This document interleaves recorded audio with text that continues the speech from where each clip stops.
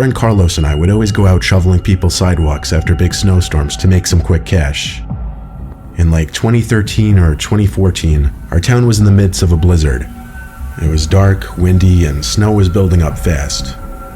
Our school already announced it would be closed due to snow the next day. So with nothing to do that night, and it being only like 8 p.m., we went out with our shovels and started ringing doorbells offering to shovel sidewalks for cash. We got a lot of no's before we got our first yes. We made around $15 each on our first house. We made our way across the neighborhood. A lot of people weren't interested, and most people just wouldn't open their doors. We got a second house eventually, and made a little more money on that one. Then I remember a long gap between that house and the next house that would say yes. It was a small corner house, but usually corner houses would pay more. We rang the bell, and the door cracked open, but whoever was on the other side didn't show their face. They did, however, speak from the other side. A deep man's voice said, "Who's there?" I pitched our snow shoveling service to the man on the other side, requesting $40 in return since it was a corner house. There was a short silence. Then the voice on the other side said, "Oh yes, please, $40 is fine." There was a hint of nervousness in the voice. I said all right, and then the door shut. I didn't see the man's face at all. I turned to Carlos and said that was weird, but we started the shoveling. I started from the front porch down the walkway to the driveway. Carlos worked on the sidewalks.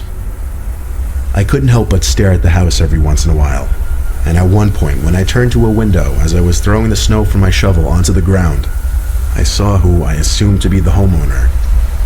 He was standing at one of the windows watching me. Could I see anything of his face? Not really. He was standing in a dark room. A little uncomfortable it made me, but I tried my best to ignore it and continue shoveling. Of course, I'd occasionally glance back and he would still be there.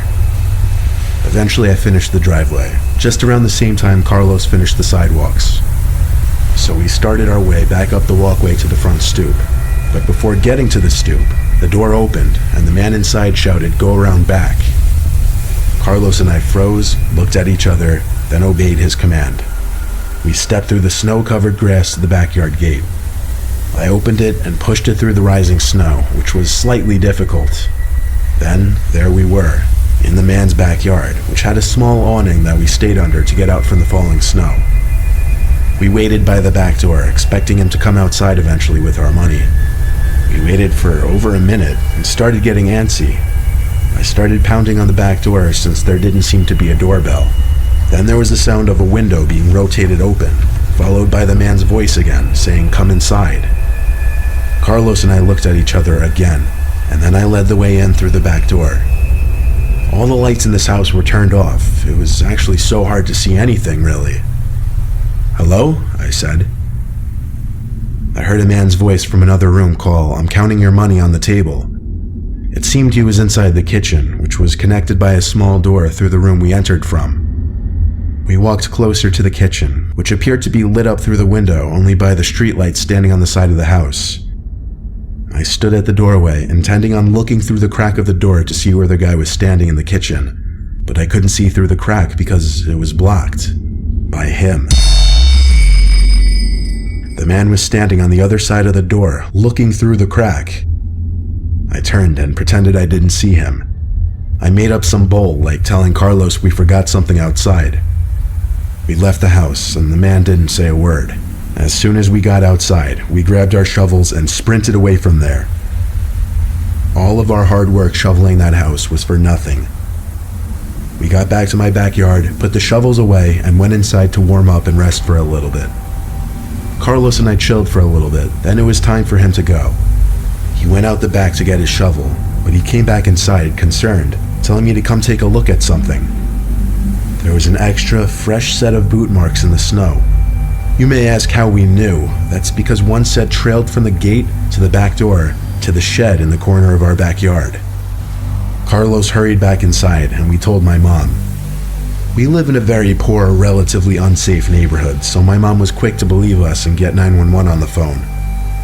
Police showed up relatively quickly considering the horrible driving conditions, and they went to investigate the shed. Carlos, my mom, and I watched through the back window as the police pulled out a man from the shed. He had a matching shirt from what I could see through the window back when we were shoveling that property. It was undoubtedly the house owner. He later admitted to police that he was going to attempt to break into the house when we all went to sleep. Why, however, he never answered.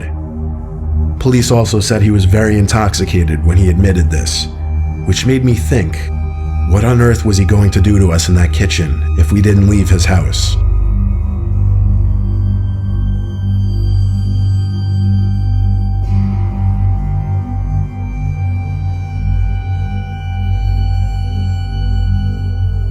It was an early December night, and we were having our first snowstorm of the year.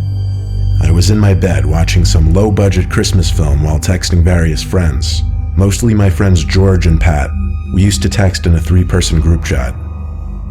Everything was as it should be when I felt my heart drop to my stomach as a bang came from the window right next to my bed.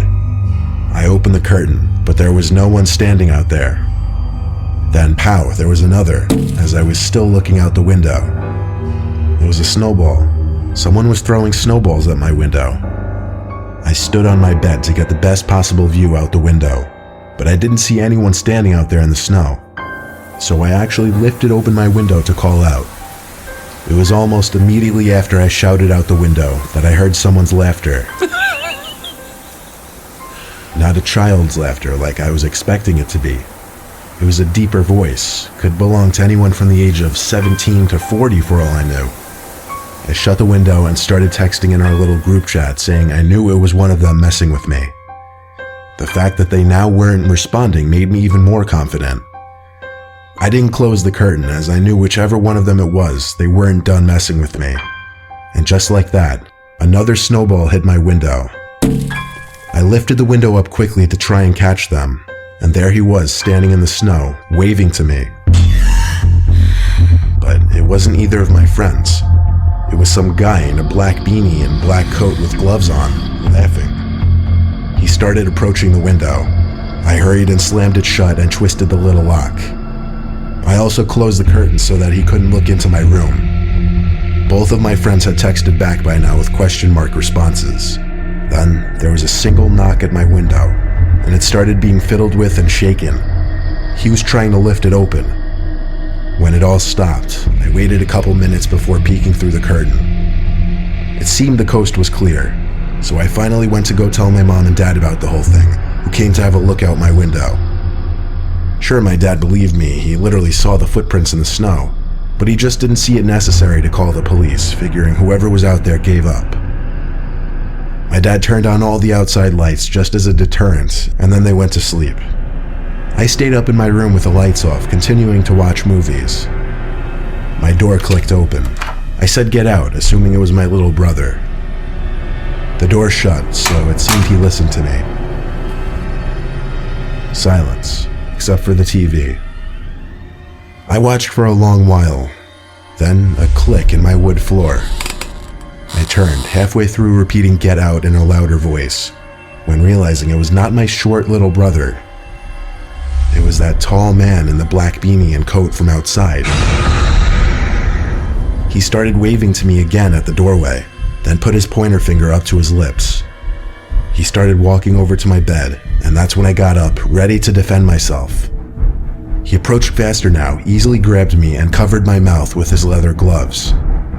There was a wet white towel in his glove that he was pressing to my face for a long time. I tried to break free and scream, but I couldn't, and that was the last thing I remember before everything went black. I woke up in my living room with my parents and police hovering over me.